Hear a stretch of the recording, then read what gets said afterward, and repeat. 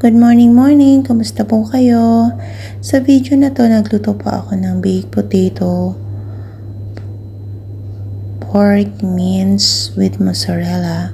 At yan nga po, binaltan natin yung potato at giniwa natin ng ganyan. Nilagyan ko po yan ng salt and pepper, oregano, basil at paprika. At ilang minuto yun ay itabi natin at yan ay ilalagay po natin sa baking dish mamaya. At yan, ginisa ko na din po ang giniling. Nilagyan ko po yan ng tomato sauce, salt and pepper, at basil, paprika, at oregano. At yan, nung natapos na po, nilagay po natin sa baking dish, nilayer po natin. Nilagay ko ang potato at mozzarella, tapos yung giniling at mozzarella ulit.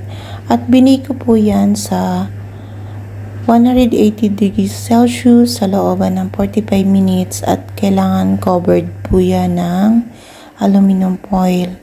Kasi pagka ganon, minsan ang bilis masunog. At yan lang. Maraming salamat. God bless.